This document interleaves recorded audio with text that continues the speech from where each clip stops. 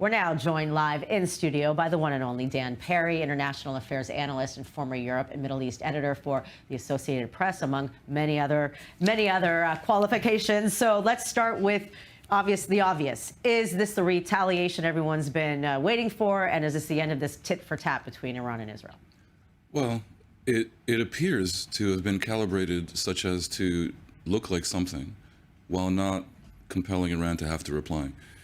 No, we don't really know how much damage was done, but it's probably a positive sign that Iran is attempting to diminish it, because if you're preparing a counter strike, you'll be howling in outrage at what was done to you.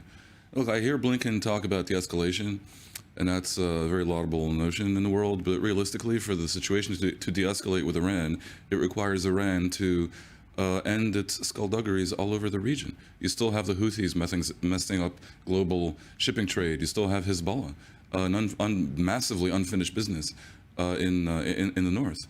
The reason why the attack on the Damascus consulate happened is because Iranians were in Damascus helping Hezbollah attack Israel, when Israel has absolutely no enmity towards Lebanon. It is madness, and the capo di tutti capi is in Tehran.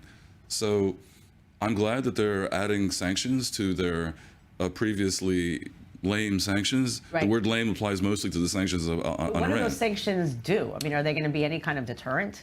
Well, probably not, unless the U.S. and the G7 can compel the global South and emerging powers like China and India to isolate Iran.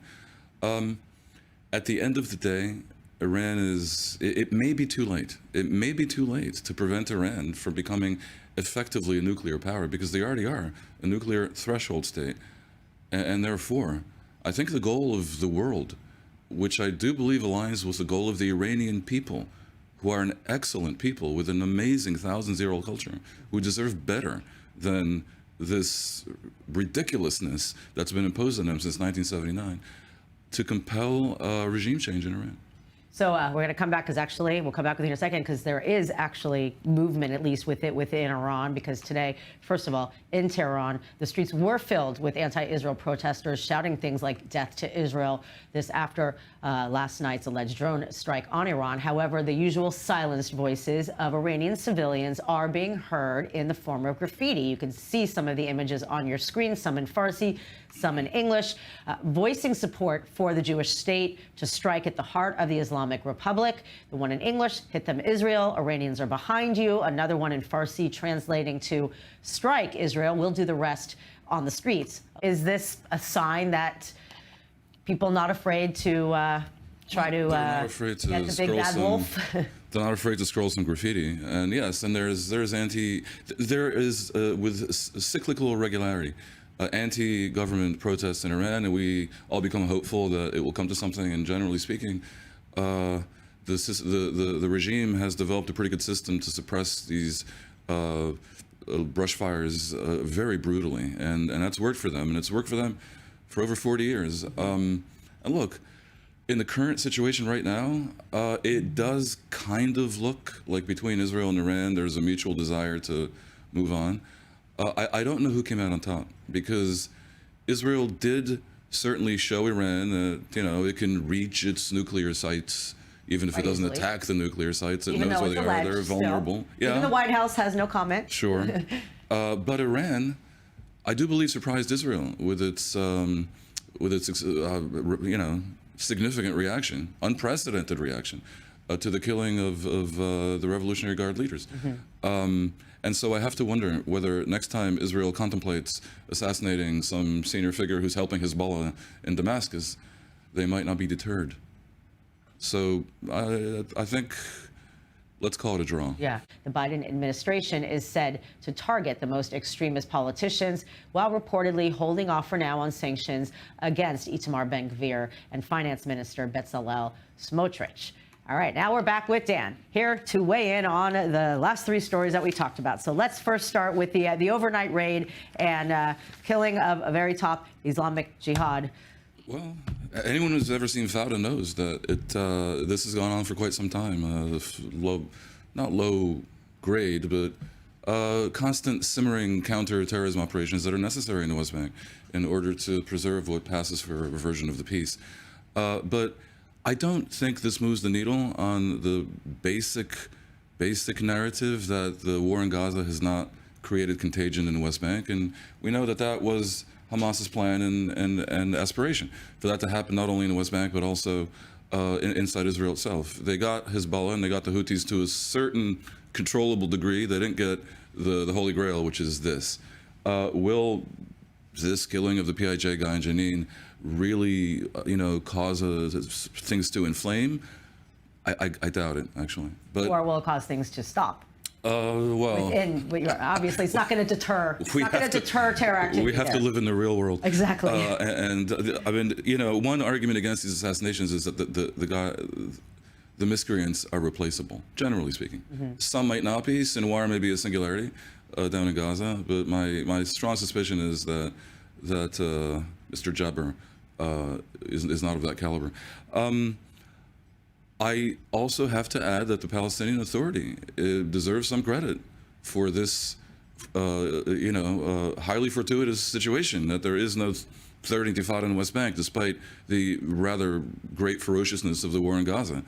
And it is purely for political reasons and for fear of the aforementioned Smotrich and Ben Gvir that the government not only doesn't publicly credit the PA with the good things it does, but also in what is a strategic own goal for Israel itself at a mesmerizing level, they refuse to contemplate reinstalling the PA in Gaza, which is probably the only plausible way out that is better than leaving Hamas in charge. My concern is that they may be blundering into that, which will look like a defeat, not only for Israel, but for the Western defense against global jihadism, of which Israel's on the vanguard.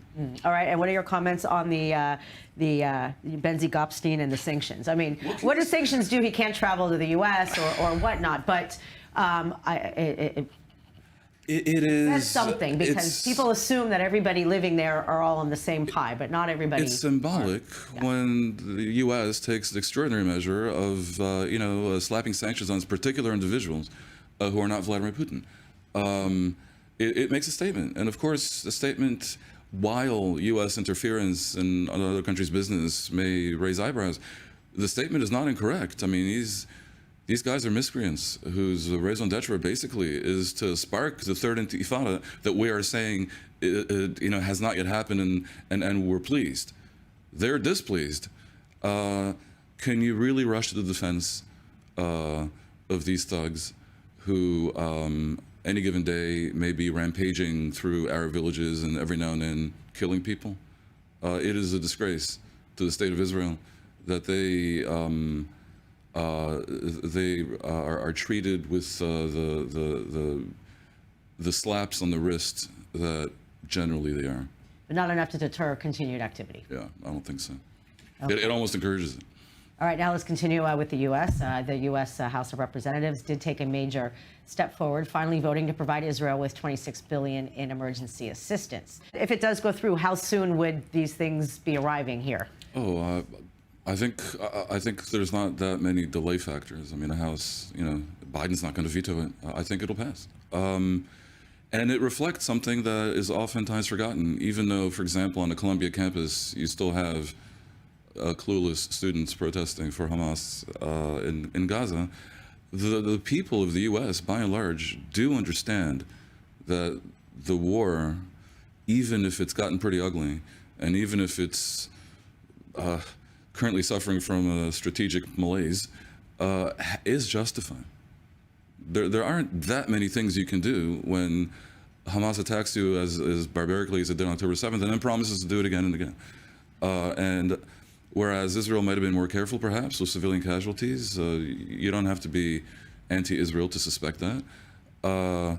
The ultimate blame lies with Hamas for using the entire population as a human, not a human shield, a human fortification. I would struggle to find equivalents in history of a government who poked a much bigger bear in the eye, more or less for the express purpose of having its own people be killed. Yeah, and the fact this is still going on, we're seeing video, on Colombia, that this is still happening. I don't even know what to think. Look, students are going to demonstrate, and there's something heartwarming about the idealism of it all.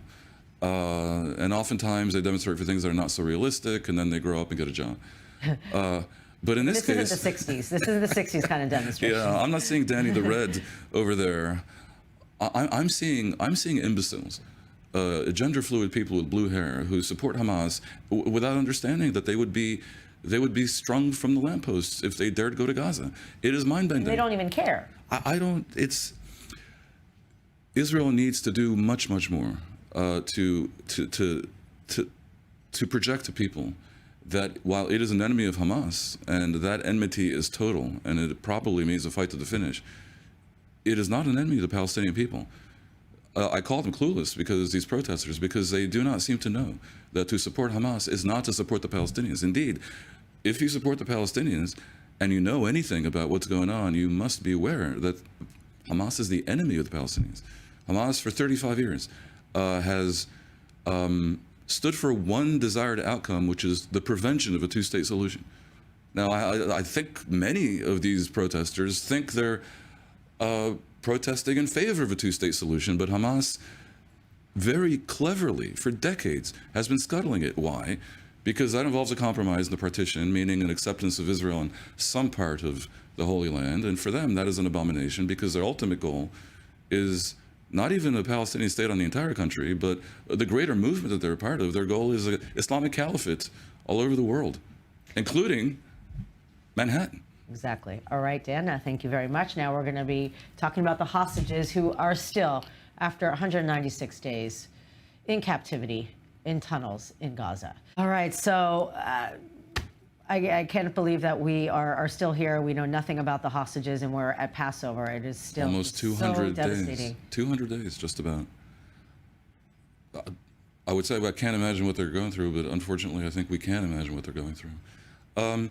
I sense, we talked before about a possible endgame in Gaza, and might it involve leaving Hamas in power at the end of the day? I sense there is a little bit of a shift in public opinion in Israel, arguing to prioritize the hostages. And since it's clear that Hamas will not release all of them without Israel ending the war, and since it's quite clear that they won't survive forever, if you don't want to abandon the hostages, you may call it a day and understand that you live to fight Hamas next year as well. And indeed, if Israel does pull out of Gaza, does suffice with the damage it has wrought, basically, and Hamas has been clearly diminished and degraded, if it has to resume the fight at some point, it will be doing so without one hand tied behind its back. And currently, that's the situation. Why are they on the cusp of Rafah not going in for 3-4 months? Is it really just because of the wagging finger of Blinken? No, it's also because they don't really seem to have a very good plan to guarantee that this doesn't, A, become a bloodbath, because there's 1.5 million people there, displace people in tents, and B, kill the hostages. So it really is a dramatic situation. Do you have any reason to believe or hope that a deal could squeak through? I mean, it's very hard to remain hopeful when every time there's a possibility it falls through, and now Qatar is kind of just saying we give up in a way. Yeah. Well, look, we have for a while been speculating that since Hamas won't release all the hostages and Israel won't pull out, maybe a partial release for a temporary ceasefire, that kind of made sense. Since Hamas doesn't care about the deaths of civilians, Israel doesn't have much leverage. And it turns out that all they want to do is an all-for-all deal. All the hostages, those that are alive, and the bodies, in exchange for an end to the war. That's why here we are still talking about it. And that would be brutal, but it may end up happening. All right. Thank you very much, Dan Perry. And thank you all for watching I24 News. I'm Emily Francis. Have a great rest of your evening.